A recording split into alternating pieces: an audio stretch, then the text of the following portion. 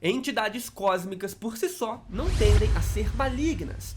Elas são conceitos, e cada entidade cósmica normalmente representa algum conceito dentro dos quadrinhos.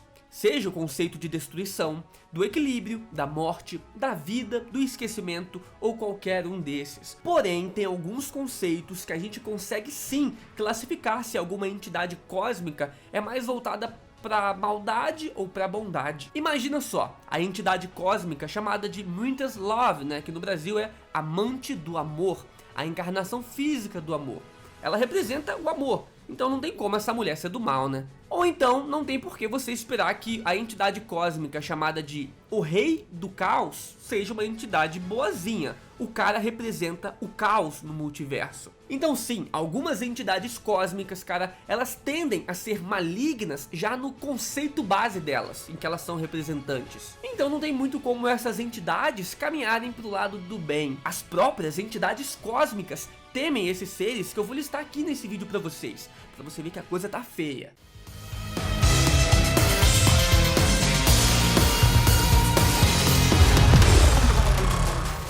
Número 1 temos o Marquês da Morte. Ele é um mutante ultra poderoso que tem a aparência de uma caveira e possui poderes de distorção de realidades. A sua história começou quando ele ainda era jovem. No seu universo, o seu poder despertou e com a alteração de realidade, ele trouxe o seu pai de volta à vida. A sua mãe não queria isso, odiava o pai dele, então bateu forte na cabeça do menino, deixando ele com danos cerebrais, e aí começou toda a jornada desse vilão. Na realidade, em que o Marquês da Morte nasceu, não existe nenhum outro mutante, ele é o único mutante que existe. E também com o tempo ele foi crescendo, despertando cada vez mais os seus poderes e ficando também cada vez mais louco, decorrente desses poderes e também da pancada que a mãe dele tinha dado nele. Até o ponto em que ele começou a viajar pelas realidades alternativas e absorveu muito conhecimento e também destruiu muitos mundos. Ele disse que já faz essa jornada por bilhões de anos. Esse poder de alteração da realidade dele o possibilita viver indefinidamente, fazer com que estrelas explodam, viajar no tempo e também se teletransportar para universos paralelos à vontade. Basicamente, ele faz o que ele quiser. Ele foi inclusive classificado como uma ameaça multiversal e também demonstrou feitos maiores do que o próprio Franklin Richards. Ele acaba sendo considerado uma entidade cósmica maligna pelos poderes dele, e pela devastação e destruição que ele causou pelo multiverso. Então assim, o principal hobby, a principal função ali do Marquês da Morte é viajar entre os mundos, entre as realidades e destruir essas realidades, fazendo com que sempre a humanidade sofra terrivelmente. Um jeito que os heróis encontraram de parar ele foi encontrar o seu eu mais jovem em uma outra realidade e colocar ele para lutar contra o seu eu mais velho. Aí nessa imagem você vê o nível. Cada versão dele, cada um dos dois ali, invocou heróis e entidades cósmicas para lutarem por eles. Ele convocou o Galactus para lutar por ele, o Odin, o Thanos, o Ego, o Planeta Vivo, Eternidade e mais um monte de seres cósmicos, mostrando que o nível de poder dele é o mesmo ou então superior a desses seres que ele invocou. Mais uma curiosidade é que o Marquês da Morte fez do Victor Von Doom, o Doutor Destino, o seu aprendiz nos quadrinhos. Muitas das coisas que o Destino sabe, ele aprendeu com o Marquês. Ele também possui um ódio especial pelo Quarteto Fantástico, que é o grupo de heróis que sempre faz questão de atormentar ali os planos, pessoalmente do Marquês da Morte. Número 2 temos agora o Oblivion, talvez a entidade mais maligna que existe. Bom, com certeza, se fosse em um nível de poder de entidades malignas, o Oblivion estaria em primeiro ou em segundo lugar. O Oblivion é o senhor do esquecimento, do vazio e da escuridão, o senhor do nada, ou também chamado de senhor das trevas. No multiverso da Marvel tem planetas, vidas e vários universos e realidades. Porém, em grande parte desses universos, do cosmos, da distância entre um planeta e outro, talvez até mesmo a maior parte do multiverso, só existe escuridão e vazio. E nessa escuridão, nesse vazio, aonde não tem nada, está o Oblivion. Ele é o esquecimento. Ele está reinando sobre esse vazio. E como o vazio é a maior parte do multiverso, por isso então ele é um dos seres mais importantes e poderosos. O esquecimento, que é o nome dele, né, traduzido Oblivion, esquecimento, representa a não existência, o vazio primordial. Seus poderes são quase limitados, incluindo onisciência, onipresença e quase onipotência. Entre os seus irmãos, que são as outras entidades abstratas, né, como eternidade, infinito e a morte, o Oblivion se mostrou o mais poderoso. E ainda assim, não aparecendo em sua verdadeira forma. A gente não sabe do que ele é capaz de fazer, cara, na sua forma real. O que a gente sabe é que ele quer que o multiverso, né, todos os universos e os mundos, tudo volte a ser um vazio primordial, escuridão total, né? E por isso ele ama quando tem algum evento de destruição de realidades ou então de destruição do próprio multiverso da Marvel. Ele adora isso. Oblivion demonstrou uma vez nos quadrinhos o que ele era capaz, só um pouquinho. Foi quando ele criou um avatar para usar uma parte dos seus poderes.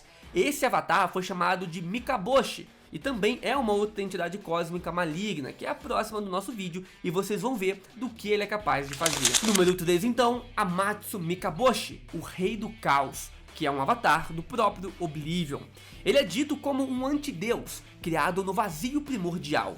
Uma representação também do Oblivion, capaz de se teletransportar entre dimensões e universos. Mikaboshi é um metamorfo, um telepata e também imortal, possuindo muito poder cósmico. Ele dizimou o Olimpo com os deuses gregos como Zeus, Ares e etc., matando todos eles. Depois percorreu o multiverso, destruindo milhares de panteões de outros deuses. Nem mesmo todos os heróis da Terra foram capazes de pará-lo.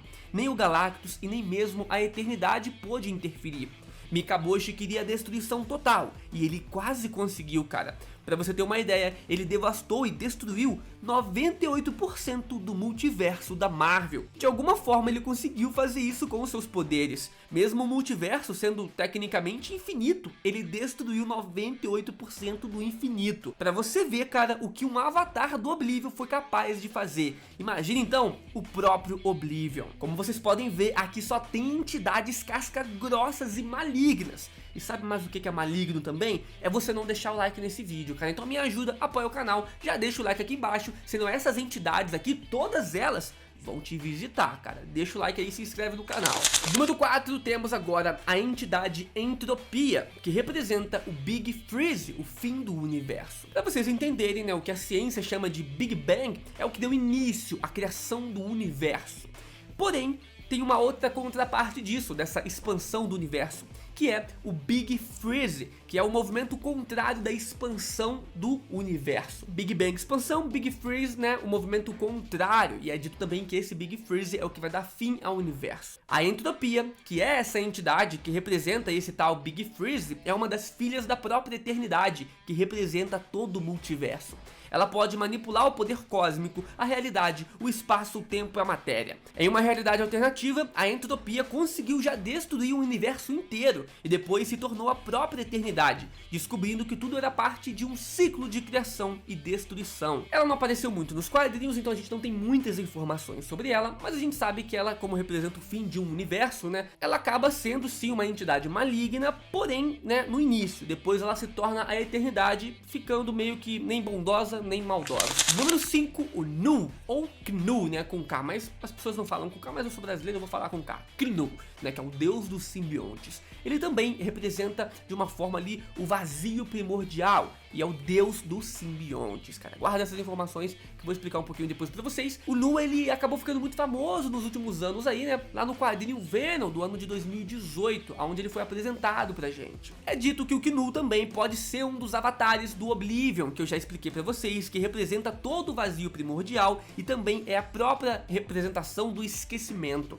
Alguns não veem o Nu, né, como um dos avatares do Oblivion, apenas veem ele como um dos seres que usa parte dos poderes do Oblivion também, porque isso nunca foi muito bem definido nos quadrinhos, então é meio confuso. Mas bem, o Nu também representa, né, o vazio, o abismo, a escuridão total no universo. Ele é uma das entidades cósmicas que representa isso, e portanto ele quer que o universo volte a ser esse vazio primordial, essa escuridão total. Tudo que ele faz é para destruir os planetas e os seres vivos. Na origem dele, ele estava sozinho nessa escuridão, adormecido. E então a luz chegou nesse universo. Essa luz eram os celestiais, querendo criar planetas, querendo criar vida nesse universo. Só que o Knu não gostou nada disso, cara. Ele então começou a lutar contra essa luz. E assim no nosso universo começou a luta da luz contra as trevas. Celestiais criadores versus o Knu, que representava esse vazio. O Knu é muito poderoso, cara, os seus poderes estão acima até mesmo dos celestiais, tanto que nos quadrinhos o Knu já matou alguns celestiais. O Knu já derrotou o Surfista Prateado, já derrotou vários Vingadores juntos e também comanda um exército de simbiontes, como o próprio Venom. E o Knu nos quadrinhos também foi capaz de partir o Sentinela da Marvel, que é tipo um Superman ali na Marvel, né, no meio. E o Sentinela, cara, ele é quase uma entidade cósmica de tão poderoso que ele é. E o Knu chegou lá lidando com ele facinho e o partiu. Então assim, fica de olho nesse cara, não pode dar bobeira não, que o maluco é sinistro. Número 6, mais uma entidade cósmica maligna aqui pro nosso vídeo. Temos agora a Senhora Morte. A Morte, ela é a personificação física do conceito da morte. A morte personifica a decadência e a destruição. Foi um dos seres cósmicos também criados no início da criação.